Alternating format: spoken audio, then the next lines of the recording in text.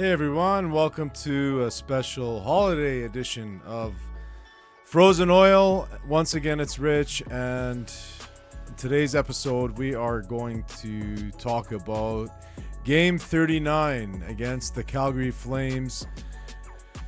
In a second of a back-to-back, the Oilers in Calgary, and unfortunately the Oilers fall in this one by a score of 3-2. And honestly, prior to the Christmas break here, we got a version of the Edmonton Oilers that we hadn't seen all season. The Edmonton Oilers were kind of going on all cylinders, especially number 97 and number 29. But in specific, number 97 was just tearing it up. He was in Jordan mode. And was really looking forward to this game here in Calgary. There were so many Oiler fans in the crowd, so it was just one of those games that you wanted to be at yourself as a fan, and didn't get a chance to myself, but there was so many Oilers faithful in the crowd at the Saddle Dome, and we could hear you loud and proud. I'll tell you that. We could even see all the jerseys on TV. So, prior to this Christmas break, we were honestly starting to solidify things between the pipes, I thought anyways. I thought, it was unfortunate, the injury with Jari, but Connor Ingram has come in and has been playing very well for the Edmonton Oilers. So, but there is one thing. I mean, if the Oilers do end up getting Jari back healthy and Ingram becomes the backup, or Pickard, doesn't matter to me. I think Pickard's a good backup. But whoever takes that position, I'm okay with. But in the end, there's absolutely no scoring coming from this bottom six of the Edmonton Oilers. So this is a problem that needs to get handled right away. Last night's game, the Oilers, who's on the scoreboard? Evan Bouchard, Connor McDavid, both with goals. Draisaitl, Nugent Hopkins, Hyman with assists. And that's it. It's just crickets after that. So to me, it was nice to notice that Savoy was back on the second line. They moved Roslovic down to the third line. I don't know if that's going to help with secondary scoring from the bottom six, but I enjoy watching Savoy on that second line. I think they click, and he needs to be there. He's not a big body to be on a third line checking assignment. So to me, I like that move, but in the end, this bottom six has to get better. So to the main thing now,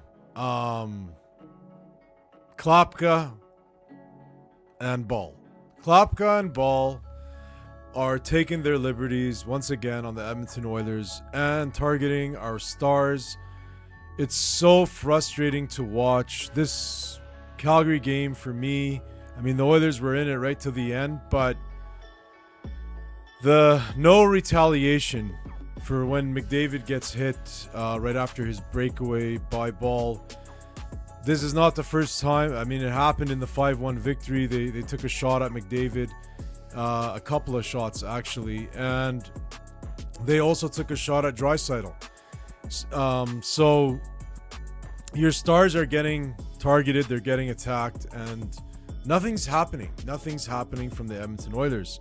So we are going to head on over to X and check out some tweets, comments from our Oilers faithful as well. We are going to look at what should, in my opinion, happen and should have happened for the last 10 years of all these runs that have happened at Connor McDavid. A proper style retaliation. So make sure you stay tuned to see what I'm talking about. So let's do that. Before we do that, let's take this moment to thank everybody that has subscribe to the channel. And once again, we're getting close to 1,100 subscribers, so we really appreciate it. And to all our subscribers, Merry Christmas, Happy Holidays. Hope you're spending time with your family and friends over this next little while. And as well, we are on Twitter, X, Instagram, and TikTok. You can follow us. Our handle is @FrozenOilHockey. Let's head on over to X. Now, this is exactly what I think is a proper retaliation. Now, we're talking at an NHL level here. I'm not saying this is a proper thing to happen, at lower levels, such as minor hockey or junior hockey, etc. But at the NHL level, when you have a clear superstar that is above and beyond all the other stars in the league. There's many stars in the league, but there can only be one superstar, and that superstar is Connor McDavid. And he's broke his collarbone from one of these dirty hits. He's obviously his knee almost ended his career against the Flames with that hit. So in the past, that was from Giordano. But this to me, and this highlight is from tonight's action. It's the Islanders and the Columbus Blue Jackets, and a familiar name in Mason Marchment, who is now a Columbus Blue Jacket, goes after their star rookie in Schaefer, and let's just see what happens. So just gonna make this bigger here, and let's check it out. Change of scenery for Mason Marchment.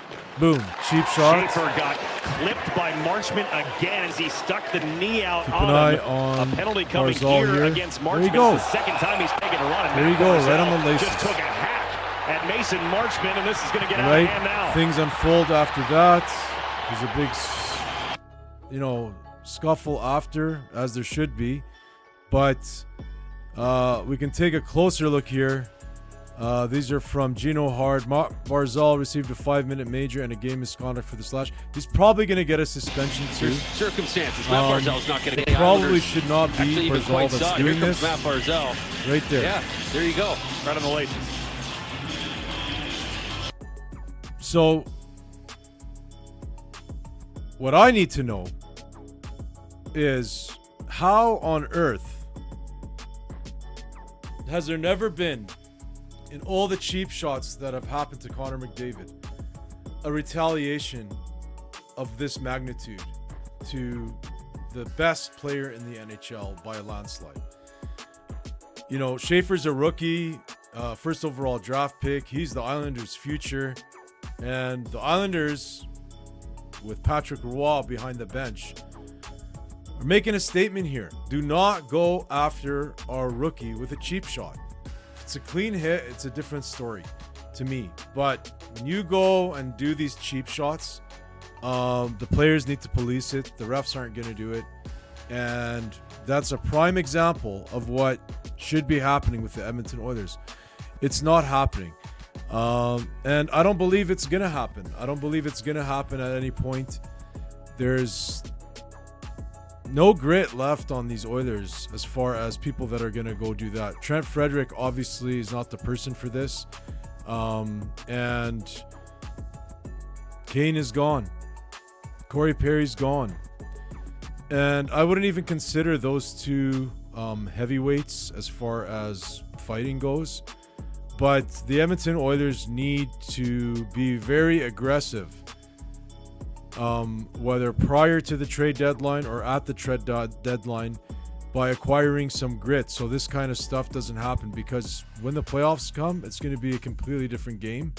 And you can count on it. Other teams are going to target Connor McDavid and Leon Draisaitl. And there needs to be players on the team that are going to go and stand up for our superstars.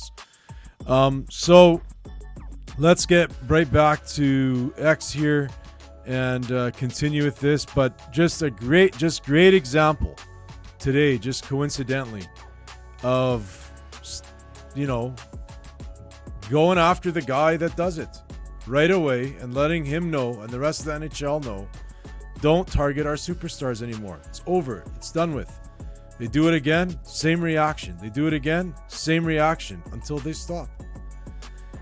Next one from the Oilers themselves. The Oilers have placed forward Noah Philp on waivers, in addition to placing forward David Tomasic on waivers for the purpose of contract termination.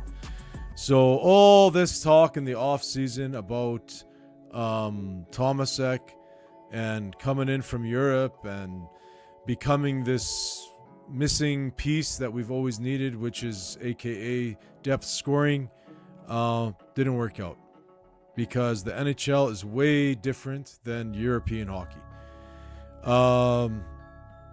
We got to take a look at this. This one is one of the hardest slap shots I've seen Bouchard take. But the cool part about this one is it is so quiet in the Saddle Dome when the Oilers are on the power play. It's like eerie how quiet the Saddle Dome was when the Oilers were moving that puck around. You could hear a pin drop. And when Bouchard goes posting in, that sound is the best sound in sports. So let's... You can see Dustin Wolf is actually really... Gets it back. Now Draisaitl. One-timer, Bouchard scores! Posted in on the power play to tie it up for Edmonton. They call it the Bouch bomb, but I think it's more than that. It's more like the Bouch missile, in my opinion.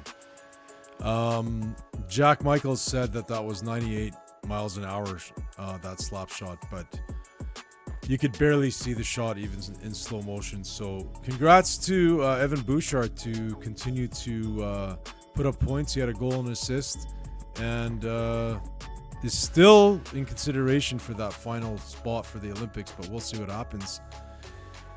Next one from Tyler DT. Brutal Oilers. Another shit the bed type of night. Can't seem to get away from this shitty hockey this year. So inconsistent, it's gross. I'm not going to go to the level of Tyler DT right now. Just, again, throwing away 2 points. The Oilers did hit 4 goalposts. And the opportunities the Oilers had, a large amount of them, I would say over half of the shots they had were high quality chances to score. Obviously, Wolf played big. Kudos to him. The Flames have a great goalie for their future to build around.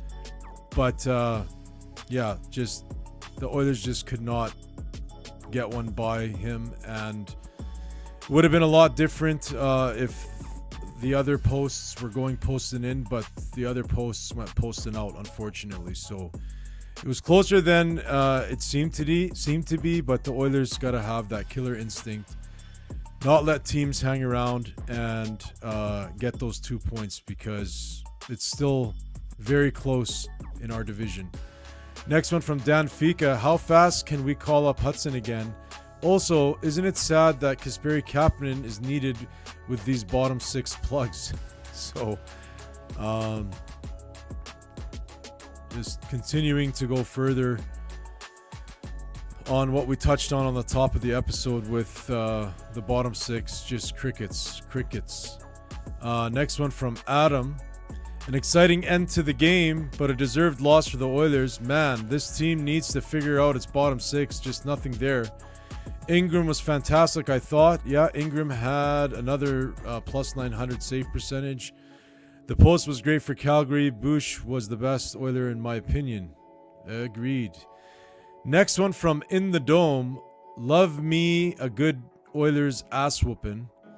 And here's that hit on our captain. Look at this.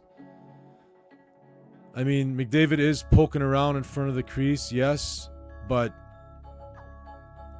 another big hit on our captain. And in the last game, they got him with a couple as well.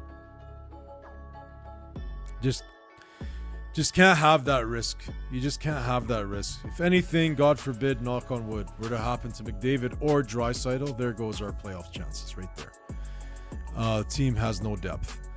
Next one from Brad Lauder. Oilers getting bullied by the Flames' fourth line. This team's bottom six is timid as hell. That's agreed. And since we're in the Christmas spirit, the holidays, this one popped up from Vintage Oilers. Happy birthday, Fernando Pisani. Game 5, Stanley Cup final. In a do-or-die game, the Oilers, Pisani scores shorthanded at 3:31 of overtime, forcing Game 6 in Edmonton. I consider this to be maybe the biggest goal, one of the biggest goals. It has to be a top 5 goal in Oiler history. And I just love the commentating here. A short-handed goal. Over now. Lindbergh at the far side. That's broken. Here's a break. It is Pisani scores. A short-handed goal for Pisani in the. What a goal. What a moment. What a goal. I almost fell through my TV from that goal. But just an amazing moment in Oiler history. So wanted to share that with you. Don't want to be all negative here about that last game, but an amazing goal. And happy birthday to Fernando Pisani.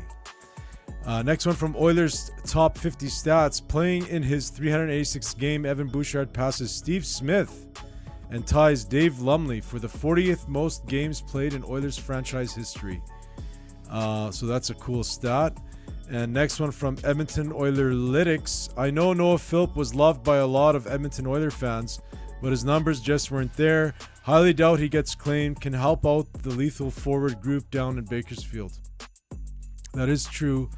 I liked his game. He didn't give up too much defensively. I'm sure he's not there to be an offensive powerhouse, but I liked his game as a fourth liner. Who knows? With a little more development, he could have been a solid fourth liner. We'll see what happens with that. Next one from Klima's Lid. Adam Henrique can no longer be relied upon by the Oilers as their 3C. He hasn't scored in 30 games, and it's negatively impacting the bottom 6. The Oilers need to move the 27 first for a 3C. Nick Roy, Boone Jenner, Charlie Coyle, or McMahon. I would not move a first for any of those names that were mentioned, but yes, we definitely need some support in the bottom 6, that's for sure. Next one from DC. I'm tired of watching the Oilers bottom 6 game after having no offensive input. Send guys like Mangiapane, Henrique, and Frederick to the abyss already. Yeah, it's getting... I mean, it's been all year, really. We're a 1.5 line team, a 2-line team when Savoy's on that second line, but we need to have way more than that, because whether it's the Florida Panthers that you meet in the final or the Dallas Stars that you meet in the semifinal, or any team on the road to the Stanley Cup, you are not going to win with 1.5 or 2 lines. You need some support. So we'll leave that at that. Next one from Sportsnet. So they interviewed McDavid after the game and, quote, "We're hungry. We're not going anywhere." Connor McDavid on the Oilers mentality after losing back-to-back Stanley Cup finals. So let's hear what Connor has to say. And so you have been to 2 Stanley Cup finals. Now, 2 Stanley Cup finals, losing them both could either break your heart or make you hungrier. Which is it? Yeah, we're hungry. We're a hungry group, obviously. We're not going anywhere. There's no quit in this group. They'll knock us down. We'll keep coming back. Come back for more. Do you even remember anything you said in that handshake? No, not really. I didn't. No, not really. You're just trying to kind of get through it Right. and get yourself off the ice. You know, obviously it's a painful moment. There's no doubt about it. Right. You know, Kenny Holland was with us for the first one, and you know, he talked about, you know, his 09 experience and how, you know, he has cups and Right. he still thinks about that experience, you know, and yeah, right. These are moments that will live with us for forever, and but it'll make it that much sweeter when we get the job done. Yeah. And And I think I've voiced my opinion on Kelly Rudy enough times. Just such a jinx to the Oilers. And in my opinion, he's sitting a little too close to Connor McDavid. You know, we don't want that guy sitting that close to McJesus. And last but not least, this was seen everywhere during the Christmas break. Draisaitl, McDavid, and Ekholm for some outdoor hockey in this weather. And my lord, it finally eased, but it's been a horrible, probably last 10 days. It's been minus 20 with snow nonstop. So that's why us Oiler fans are so into our team, because there's just times where there's absolutely nothing to do because it's so cold outside. And you really get into your Oilers. So we'll see what happens. We don't have to wait too long. The Oilers are in Winnipeg to play the Jets on Monday, so we'll see how that one turns out. Calvin Pickard is expected to get the start. So we'll see. Some much needed points. Like I said, the Oilers are 2 points out of first place at this point right now, but there's a ton of teams very close behind them, so we got to just keep getting these wins. And that's going to do it for now. So keep on enjoying those holidays. And we will catch you on the next one. Thanks so much for watching. And most importantly, Frozen or hockey, the channel you need. Oilers on the ice, unstoppable speed. Chasing the cup, we're gonna succeed. With David leading, we're built to exceed. Frozen or hockey,